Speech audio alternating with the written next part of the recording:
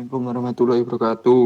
Waalaikumsalam warahmatullahi wabarakatuh. Waalaikumsalam warahmatullahi wabarakatuh. Saya perwakilan dari kelompok 5 akan menjawab beberapa pertanyaan dari teman-teman mengenai tentang pekerjaan busana aluminium.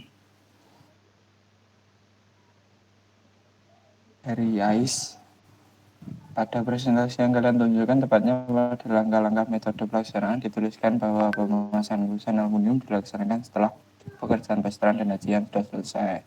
Sedangkan pada video yang dilakukan sebelum pekerjaan plesteran dan hajian, apa yang menjadikan pelaksanaannya berbeda? Yang menjadikan pelaksanaan berbeda sebenarnya itu perbedaan, baik itu dilakukan setelah plesteran atau sebelum plesteran. Jika dilakukan setelah plesteran, maka dapat mengurangi keretakan pada plesteran tersebut atau paku yang diaplikasikan pada busana aluminium.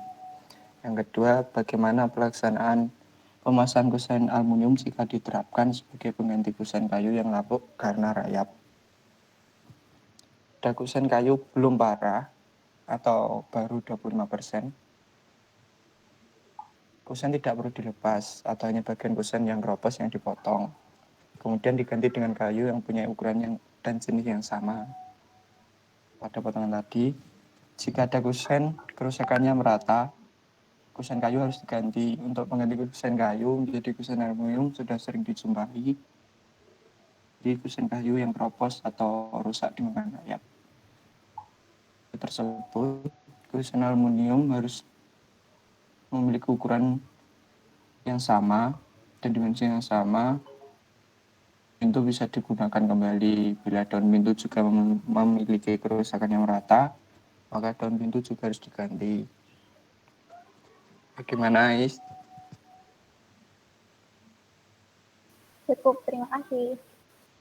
Iya, sama-sama. Yang kedua ada dari Fikri. Apakah dalam pekerjaan kusen aluminium itu memiliki perlakuan khusus seperti pengerjaan kusen kayu? Sebutkan contohnya. Mungkin perlakuan khususnya ketika pemasangan visor atau skrup. Pemasangan kusen aluminium itu mengandalkan kekuatan skrup atau visor yang ditanam dalam tembok. Maka dari itu dibutuhkan keterampilan, ketelitian, ketepatan sangat diperlukan dalam pemasangan kusen aluminium. Gimana, Wikri? Gimana?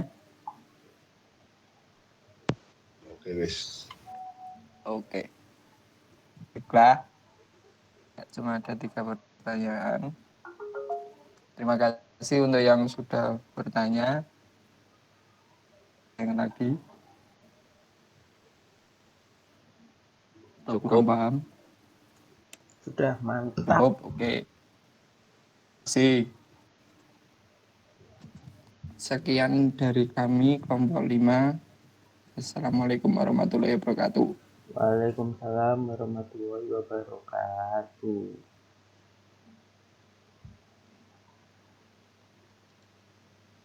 Oke, untuk yang selanjutnya silakan kelompok selanjutnya.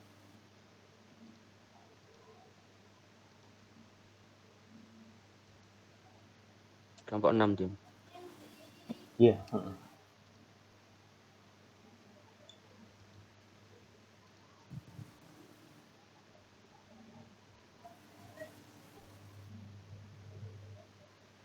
Ini ada pertanyaan dari beberapa teman kita.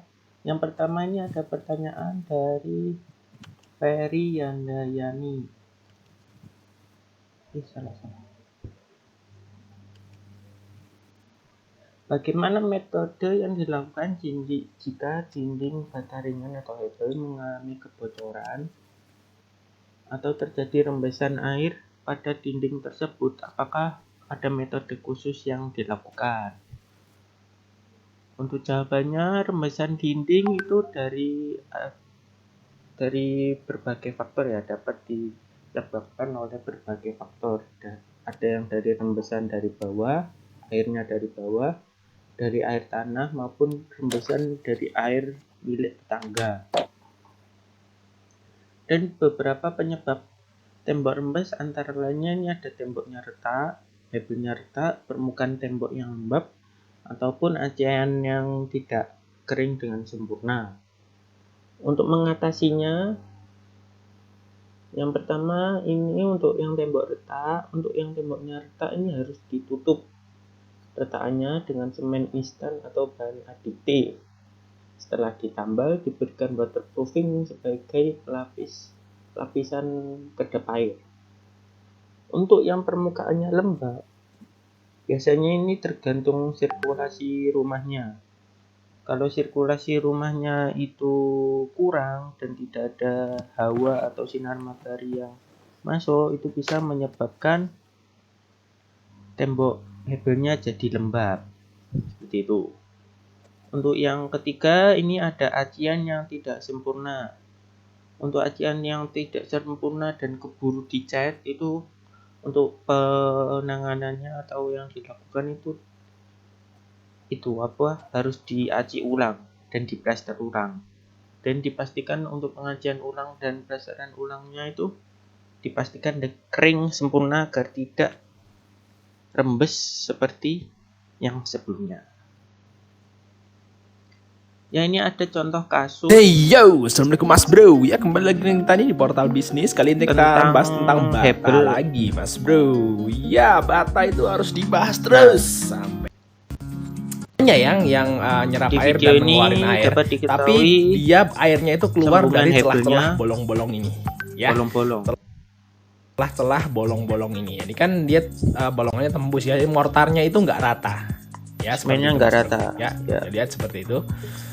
Oke, ya mungkin nggak boleh ya masang bataringan seperti ini. Bataringan tuh harus pemasangannya itu tak. Ngelek guys.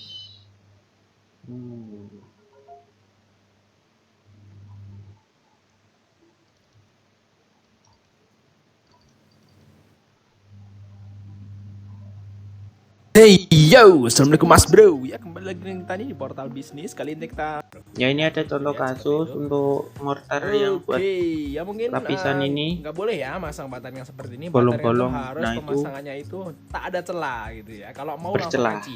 Kalau ini solusinya adalah harus diplester. Wajib diplester Nah. kalau terutama di bagian luar aja. Kalau mau langsung aci di bagian dalam oke lah. Cuman Untuk di bagian solusinya luar langsung wajib diplester kalau udah diplester baru masalah diaci ya. seperti Ya ini bisa wajib kalau diplester. langsung diaci nanti Ya bocor kalau lewat misalnya di dalam celah-celahnya. ruangan sih ya langsung diaci tidak masalah. Apalagi Cuman kalau temboknya itu buat seperti ini di bagian di luar luar ruangan ya seperti itu. nanti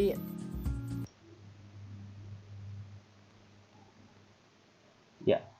Seperti itu. yo, assalamualaikum mas bro. Gimana Mbak Ferry? Ya, Tim, sudah. Makasih. Oke. Untuk yang selanjutnya, ini ada pertanyaan dari Alivia Wulandari. Pada pemasangan hebel bata ringan yang saya ketahui terdapat besi memanjai yang ditancapkan pada bata hebel secara horizontal yang bertujuan untuk memperkuat bata hebel agar tidak mudah roboh. Yang saya tanyakan, berapa standar cara pemasangan besi tersebut dan apakah ada cara khusus untuk pemasangan besi tersebut? Untuk gambarnya mungkin seperti ini ya yang dimaksud Mbak Fia. Mbak Fia tadi malam juga mencarinya. Untuk besinya seperti ini katanya Mbak Fia. Terus dari gambar di atas dapat diketahui untuk cara pemasangannya itu selebar hebelnya yaitu 20 cm. Dan untuk kemungkinan dari kelompok kami berpendapat kalau fungsi dari ini besinya yang nonjol ini untuk sambungan ke kolom praktis ya, dan itu menurut kami kurang efektif. Soalnya kalau tidak dari masangnya ini berarti harus masuk ke sini, dan masuk ke sini berarti mortarnya lebih tebal gitu ya, biar imbang gitu.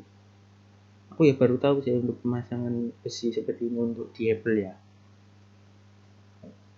Terus untuk sambungannya biasanya untuk sambungan hebel antara hebel dengan kolom praktisnya ini ada dua macam ya. Yang pertama ini kolom tidak bergerigi dan kolom bergerigi. Untuk yang kolom tidak bergerigi ini untuk potongan bata, setengah batanya dibuat lurus, dan yang ini dibuat jejit gitu, yang dibuat lenggak-lenggok untuk yang setengah bata. Sedangkan untuk yang kolom bergerigi ini dipasang zigzag, panjang pendek panjang pendek. Kalau ini kan rata, set. Kalau ini panjang pendek panjang pendek gitu. Terus nanti dicor, set, untuk jadinya nanti seperti ini. Ini lurus dan ini yang jejit seperti itu.